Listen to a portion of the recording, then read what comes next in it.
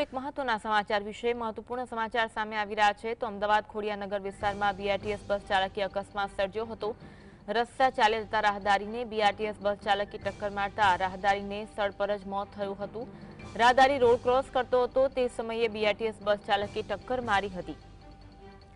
પોલીસે બીઆરટીએસ બસના બસ ચાલકની અટકાયત કરીને તપાસ હાથ ધરી છે। રાહદારીનું આ અકસ્માતમાં મોત થયું। અમદાવાદ ખોડિયાનગર વિસ્તારની આ ઘટના બીઆરટીએસ બસ ચાલકે અકસ્માત સર્જ્યો હતો। રસ્તા પર ચાલી જતા રાહદારીને બીઆરટીએસ બસ ચાલકે ટક્કર મારતા રાહદારીનું સ્થળ પર મોત થયું। રાહદારી રોડ ક્રોસ કરતો હતો તે સમયે બીઆરટીએસ બસ ચાલકે ટક્કર મારી। પોલીસે બીઆરટીએસ બસના ચાલકની અટકાયત કરી છે અને વધુ તપાસ હાથ ધરી છે। અમદાવાદના ખોડિયાનગરની આ ઘટના છે। આજ અંગે વધુ વાત કરીશું। સંવાદદાતા વિરેન્દ્રસિંહ ફોન લાઈન પર જોડાયા છે। વિરેન્દ્ર, અમદાવાદના ખોડિયાનગરમાં અકસ્માતની ઘટના બની, રાહદારીનું મોત થયું, ઘટના અંગે માહિતી આપશો। બિલકુલ બે અન્વી કે ગઈકાલે મોડી રાત્રિએ અમદાવાદ શહેરની અંદર અકસ્માતની ઘટના છે તે સામે આવી હતી।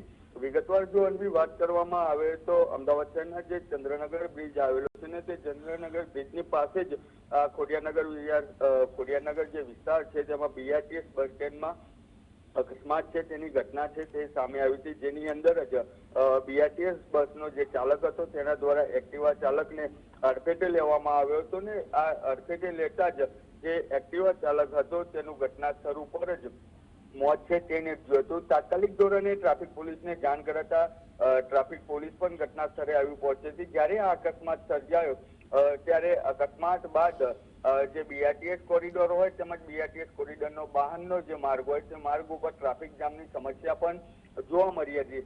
આ ઘટનાને લઈને ટ્રાફિક પોલીસ દ્વારા જે ચાલક હતો તેની અટકાયત છે તે પણ કરવામાં આવી છે। તેની સાથે સાથે અકસ્માત છે તે કેવી રીતે સર્જાયો હતો તેનું પણ પોલીસ દ્વારા તપાસના દોર છે તે શરૂ કરવામાં આવ્યા હતા। પરંતુ અકસ્માત જે પ્રમાણે સર્જાયો તે મુજબની જો વાત કરવામાં આવે તો શહેરની અંદર અવારનવાર આ પ્રકારે અકસ્માતની ઘટનાઓ છે તે સામે આવતી હોય છે અને અનેક વખત જે રાહદારીઓ હોય છે તે બીઆરટીએસ માર્ગ બનાવેલો હોય છે તે માર્ગની અંદર પણ પોતાનું વાહન હંકારતા હોય છે, પરંતુ આ જે અકસ્માત સર્જાયો છે તેને લઈને ટ્રાફિક પોલીસ દ્વારા ગુનો દાખલ કરીને વધુ તપાસ છે તે હાથ ધરવામાં આવી છે। અન્વી, આભાર માહિતી આપવા માટે।